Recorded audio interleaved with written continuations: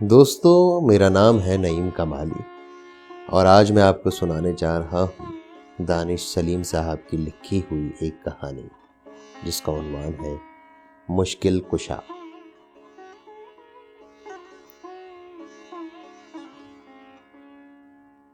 وہ لڑکی ہمیشہ ہنستی ہوئی نظر آتی۔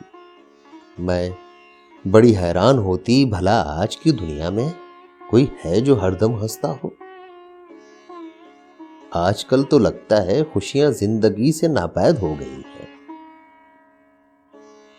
میں اکثر اپنے شوہر سے اس کا ذکر کرتی، نہ جانے کیسی جھلی ہے، یوں ہی ہنستی کھیکھی کرتی پھرتی ہے، مگر میں ایک ماہ میں مان گئی تھی کہ وہ کام میں بہت طاق ہے۔ جب سے آئی تھی میری تو مشکل آسان ہو گئی تھی۔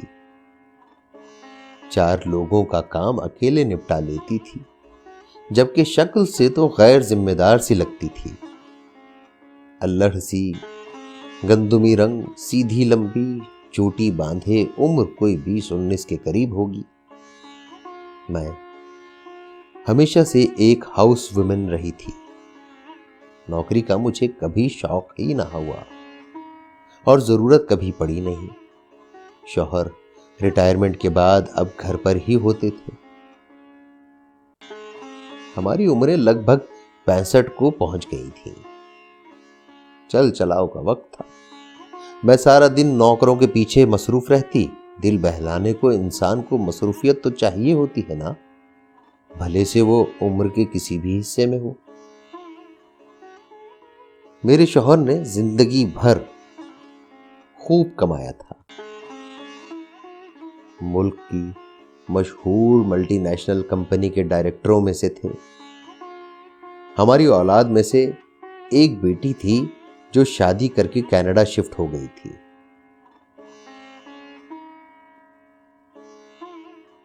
ہماری اولاد میں بس ایک بیٹی تھی جو شادی کر کے کینیڈا شفٹ ہو گئی تھی۔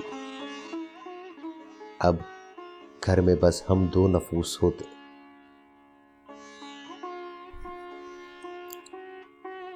دن کاٹے نہیں کٹتا۔ میں یا تو ٹی وی لگائے بیٹھی رہتی یا نوکروں کے پیچھے خوار ہوتی پھرتی۔ شوہر کے ساتھ بہت عمدہ زندگی گزاری تھی میں نے، کامیابیوں کا سفر کرتے، ڈھیروں خوشیاں دیکھتے۔ میں اکثر نوکروں سے باتیں بنانے بھی بیٹھ جاتی تھی۔ بیٹی دیار غیر میں مصروف، ہمیں تو بس دل لگانا تھا۔ میں اس لڑکی کے کام سے بہت متاثر تھی۔ اس لڑکی کا نام بینا تھا۔ اسے اس کا چاچا ہمارے گھر کام پر لگوا گیا تھا، جو میرے گھر کافی عرصے مالی رہ چکا تھا۔ وہ لوگ شہر کی ایک کچی آبادی کے مکین تھے۔ میں نے اس لڑکی کو موقع دیا جس پر وہ پوری اتر گئی۔ کیا تھا وہ، نہ جانے کیسی تھی، میں سمجھ ہی نہ پائی۔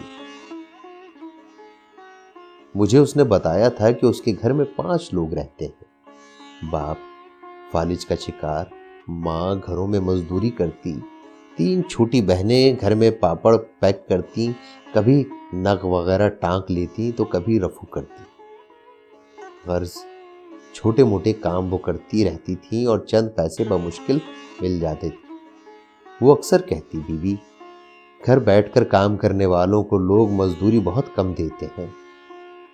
میں بھی اسی لیے مجبوراً گھر سے نکلی۔ ابا اماں نہیں چاہتے تھے، مگر کیا کریں، جی بس نکلنا پڑا۔ چاچا نے آپ کے گھر کا کہا کہ اچھے شریف لوگ ہیں، بچی محفوظ رہے گی، تب جا کر مانے۔ بس میرا ابا ٹھیک ہو جائے، بس میرا ابا ٹھیک ہو جائے، ایک بار تو چھوڑ دوں گی۔ وہ کہتی تو اس کی آواز بھر آ جاتی، مگر وہ لمحوں میں خود کو سنبھال لیتی۔ بس اللہ کا شکر ہے بیوی کہ ہم کبھی بھوکے نہیں سوئے۔ اللہ نے رزق کا وعدہ کیا ہے اور وہ ہمیشہ پورا کرتا ہے۔ آپ کو پتہ ہے بی بی، ایک بار اماں کا مرغی کھانے کا دل چاہا، اب پیسے تو تھے نہیں، دل مار لیا۔ ابھی ہم بیٹھے ہی تھے کہ دروازے پر کوئی بریانی کی پلیٹ دے گیا۔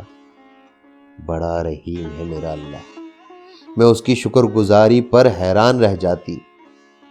میں نے اسے کئی بار زکوٰۃ کے پیسے دینے چاہے مگر وہ منع کر جاتی۔ بی بی، اللہ سے شرم آتی ہے، وہ دے تو رہا ہے، سب ضرورت پوری کر رہا تھا، پھر کسی حقدار کا حق کیوں ماروں؟ اس کی غیرت مندی مجھے ہلا دیتی۔ وہ باتوں سے 20 سال کی جگہ 40 کی لگتی۔ چند دن گزرے تھے، میں نے اس سے کہا پڑھی ہو کچھ؟ وہ ہنس دی۔ بی بی، میں نے 8 جماعت پڑھی ہیں، تب ابا ٹھیک تھا، اب آگے بھی پڑھ لوں گی اللہ چاہے گا تو۔ ویسے اللہ سے دعا کی ہے، وہ منع نہیں کرتا مجھے۔ اس کے اللہ سے تعلق پر میں لرز اٹھی۔ 2 ماہ مزید گزرے تو وہ کام ختم کرنے سے پہلے اداس سی میرے پاس آئی۔ میں جو ناول میں گم تھی اسے دیکھ کر کتاب سے نظریں ہٹا کر پوچھ بیٹھی، کیا ہوا بینا؟ وہ کہتے کہتے جھجک رہی تھی، پھر بات گول کر گئی۔ وہ بی بی، کل اوپر کمرے میں رکھے برتن بھی صاف کر دوں گی، وہ کہہ کر نکل گئی۔ میں ناسمجھی میں دوبارہ ناول کی طرف مشغول ہو گئی۔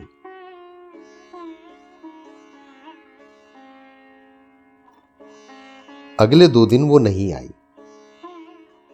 میں نے ایک دوسری کام کرنے والی سے پوچھا تو اس نے بتایا کہ اس کے ابا کی حالت ٹھیک نہیں ہے۔ میرے ذہن میں گھنٹی بجی، میری نظروں کے سامنے اس کا اداس چہرہ اور ہچکچاہٹ گھومنے لگی۔ وہ بہت خوددار تھی، یہ میں جان گئی تھی۔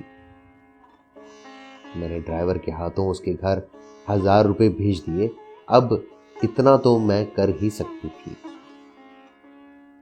پورے ہفتے بعد وہ واپس کام پر آئی تو مجھے شکریہ کہہ کر پیسے لوٹانے لگی۔ میں نے پوچھا تو بتانے لگی، اللہ نے بڑا کرم کیا بی بی، اس دن میں کام سے واپس گئی تو ابا کی حالت بڑی خراب تھی۔ بہنیں رو رہی تھیں، اماں کام سے نہیں لوٹی تھیں، اماں آئیں تو میں فوراً ابا کو لے کر سرکاری ہسپتال چلی گئی۔ وہ تو ابا کو لے ہی نہیں رہے تھے۔ ابھی میں سوچ ہی رہی تھی کہ کیا کروں کہ اللہ نے ہماری مدد کو فرشتہ بھیج دیا۔ اس کی آنکھیں آنسوؤں سے بھر گئی تھیں۔ ایک آدمی آیا اور ابا کا علاج کروانے لگا۔ بس پھر پورے 4 دن لگے ابا کو ہسپتال میں۔ وہ آدمی روز آتا اور خیر خیریت پوچھ جاتا، ساتھ پھل جوس بھی لے آتا۔ بی بی، سارے علاج کا خرچہ بھی اسی نے دے دیا۔ میں نے اماں کو کہہ کر منع کروایا تھا تو کہنے لگا، آپ میری ماں کی جگہ ہیں آنٹی، یہ میرا فرض تھا، میں بھی تو آپ کا بیٹا ہوں۔ آخری دن وہ اپنے بچوں کو اب بھی ابا سے ملوانے لایا تھا۔ جاتے جاتے مجھے کہنے لگا، انکل کا خوب خیال رکھنا میری چھوٹی بہن۔ وہ اب اپنے آنسو پونچھ رہی تھی۔ نہ جانے کون تھا، کہاں رہتا تھا، کہاں سے آیا تھا، ضرور اللہ نے بھیجا ہوگا۔ وہی ہمارا مشکل کشا ہے، وہ اپنے بندوں کی مدد کو فرشتے بھیج ہی دیتا ہے، کبھی اکیلا نہیں چھوڑتا۔ وہ یہ کہتی دوبارہ کاموں میں لگ گئی اور میں بیٹھی سوچ رہی ہوں کہ میں بینا اور اس کے گھر والوں کے لیے فرشتہ کیوں نہ بنی۔ فرض تو یہ میرا تھا، مگر میں نے سب کچھ جانتے ہوئے بھی آنکھیں بند کر لی۔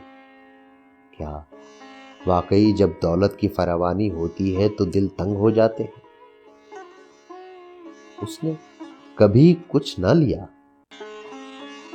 کیونکہ وہ سفید پوش تھی، خوددار بھلا صدقہ زکوٰۃ کیوں لے لیتی؟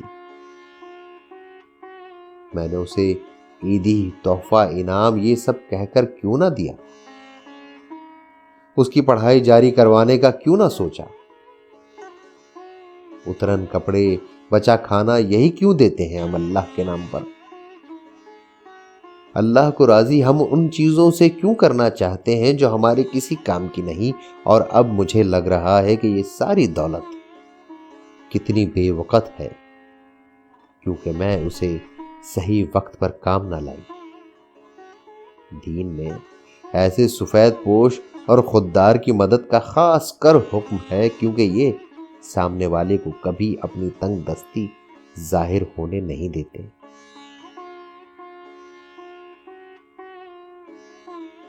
رات کے اندھیرے میں ایسے ہی لوگوں کی مدد کو نکلتے تھے اللہ کے پیارے بندے۔ میں ان میں سے کیوں نہ بنوں؟